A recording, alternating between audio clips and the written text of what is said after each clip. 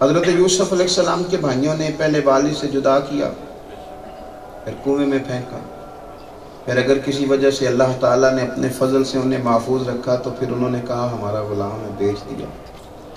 یہ بات کہنی بڑی آسان ہے، لیکن میری بولی لگے، میرا ریٹ لگے۔ وہ ہم دیہاتیوں کی تو بھینس بکتی تھی تو بچے روتے تھے، وہ تو کبھی گھر بیچنا پڑ جائے اگرچہ اس نیت سے ہو کہ میں نے آگے جا کے بڑی زمین خریدنی ہے تو لوگ رو پڑتے، اور وجود بکے، بندہ بکے۔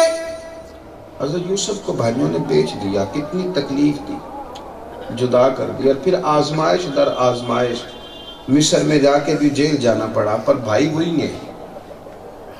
کیا یہ تجھے تھا نا کہ حضرت یوسف فرماتے کہ ذرا دیکھو نا ہمارے تو کو قابو آئے، صحیح معاف کرتے ہیں ہم بھی، لیکن اگر بدلہ لینے کی طاقت نہ ہو تو، اگر ہم کچھ کر نہ سکے تو پھر ہم کہتے ہیں ہم نے اللہ پہ چھوڑ دیا، معاذ اللہ۔ حالانکہ اللہ پہ تو تب چھوڑنا تھا کہ ساری طاقتیں تھیں، سب کچھ کر سکتے تھے، پھر بھی کہا نہیں بھئی میں نے اپنے رب پہ فیصلہ چھوڑ دیا، اب یہ فیصلہ اللہ پہ چھوڑنا تھا۔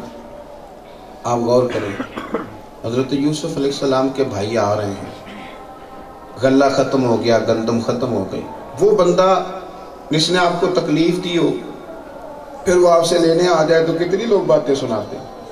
حضرت یوسف نے نا جب پتہ چل گیا سب علاقوں میں قحط ہے تو جناب یوسف علیہ السلام نے لوگوں سے کہا کہ چاروں جانب چوکیاں لگا دو، فوج اور پولیس کو کھڑا کر دو، اب جو بندہ غلہ لینے آئے نا اس سے پوچھو کہ کیا لے کے آیا ہے، سونے کے عوض اس نے غلہ خریدنا ہے، چاندی کے عوض یا پیسوں کے عوض، یہ پوچھ لو پھر اندر آنے دو۔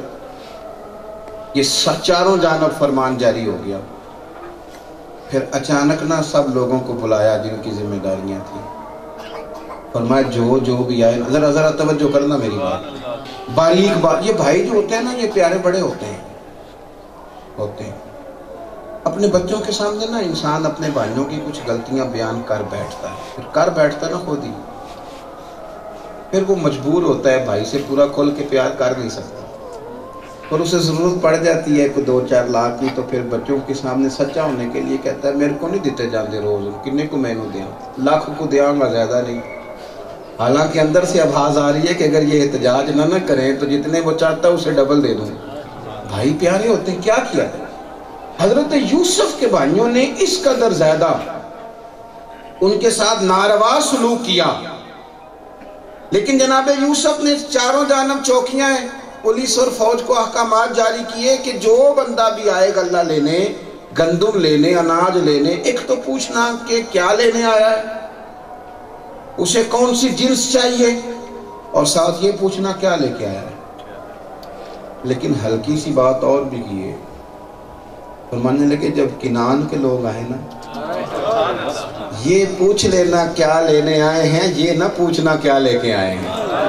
وہ خالی ہاتھ بھی آ جائیں تو انہیں اندر آنے دینا۔ ہمارے مفسرین فرماتے ہیں شاید یہی بات ہے کہ رب نے بھی قبر میں فرشتوں سے صرف اتنا ہی کہا ہے کہ ان سے یہ پوچھ لینا کہ مجھے جانتے ہیں، من ربو کا، اتنا پوچھنا، یہ پوچھ لینا کہ دین اسلام کا پتہ ہے، یہ پوچھ لینا کہ میرے محبوب کو پہچانتے ہیں، باقی نمازوں کے بارے میں نہ پوچھنا، ان کے اعمال کے بارے میں نہ پوچھنا، تم بس اتنا پوچھ لینا باقی میں جانوں اور میرے بندے جانیں، اتنا پوچھ لینا کہ تم اللہ رسول کو جانتے ہو۔ اگر اتنے جانتے ہوئے نا، ہمارے اشرف فرمایا کرتے ہیں جس نے یہاں پردہ رکھا ہے نا اس نے وہاں بھی رکھ لیا۔ تو حضرت یوسف نے یہ نہیں کیا کہ وہ رد عمل کے طور پر سخت ہو گئے، بھائیوں نے جو کیا وہ جانے اللہ جانے، لیکن ہم کوئی سختی دکھائیں گے نہیں، ہم نہ پیار کریں، اللہ کی مخلوق کے جس حد تک کام آ سکتے ہیں۔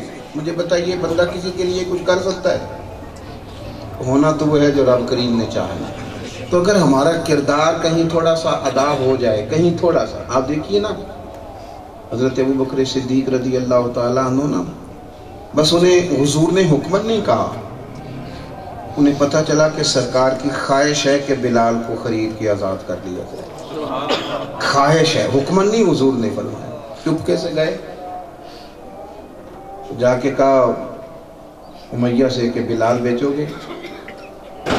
تو وہ ہمارے ہاں نا جس بندے نے کوئی چیز بیچنی نہیں نہ ہوتی وہ زیادہ پیسے مانگ لیتا ہے، بہت زیادہ، تو پھر خریدار بھی کہتا ہے تم اصل میں دینا نہیں چاہتے، وہ کہتا ہے میں نے بھی منہ بھر کے جتنے مانگ سکتا تھا مانگ لیے، حضرت صدیق اکبر نے بھی اتنے ہی نکال کے دے دیے۔ تو وہ شخص کہنے لگا حضرت آپ تو تاجر ہیں، سیانے بندے ہیں، یہ آپ کیا کر رہے ہیں؟ فرمانے لگے میں تاجر ہوں، سمجھدار ہوں، پر یہ جو میں نے سودا کیا یہ بھی گھاٹے کا نہیں کیا، یہ بھی بڑا نفع کا سودا کیا۔ کہنے لگا مجھے سمجھائیے آپ۔ فرمانے لگے تیری سمجھ میں نہیں آئے گا۔ اس نے کہا کیوں؟ فرمانے لگے یہ کلمہ پڑھنے کے بعد سمجھ میں آتا ہے، اس سے پہلے سمجھنے کی چیز تیرے والا نہیں معاملہ۔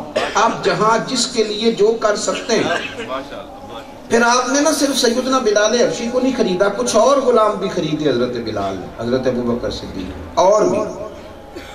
تو تاجر ظاہر ہے ہر آنکھ کو پھر اسی نظر سے دیکھتا ہے۔ آپ کے والد گرامی فرمانے لگے ابوبکر یار تو سادے ان پڑھ اور غریب قسم کے غلاموں کو جو زیادہ ہنر بھی نہیں رکھتے انہیں خرید کے آزاد کرتا ہے، اگر تو ان لوگوں کو خرید کے آزاد کرے جو پڑھے لکھے ہوں، کچھ ہنر جانتے ہیں، تو کل کو تیرے کام آئیں گے۔ تو آپ نے کہا ابا جی میں یہ دنیا کی تجارت کو نہیں خرید رہا، یہ میں آخرت کے لیے تجارت کر رہا ہوں۔ کچھ کام آخرت کی تجارت کے لیے بھی تو ہمارے پاس ہوں، ہم نہ بہت سارے لوگوں کا بھلا کر سکتے ہیں۔ بڑی ذمہ داری سے عرض کرتا ہوں، ایک بندہ 2 یا 100 کچھ نہ کچھ لوگ ہم سے مشورہ لیتے ہیں، ایک بندہ ہم سے مشورہ لے یا 100 لے، کچھ نہ کچھ لوگوں کے ہم مشیر ہوتے ہیں، ہم نہ بڑا خیر والا بھی مشورہ دے سکتے ہیں اور تڑپا کے بھی رکھ سکتے ہیں۔ اگر ہم لوگوں کا بھلا کریں نیکی اور پرہیزگاری پر تو خیر کی رائے دیں، اچھا مشورہ دیں۔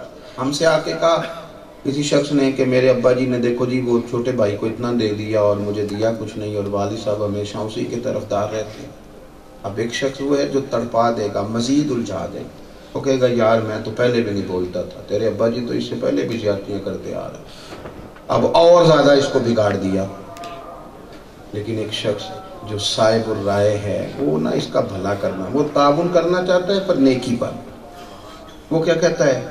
وہ کہتا ہے یار چھوڑ، والد کی دولت ہی ضروری نہیں ہوتی، والد کی رضا ضروری ہوتی، کیونکہ نبی کریم علیہ السلام نے فرمایا جس کا والد راضی ہو گیا اس کا اللہ راضی ہو گیا۔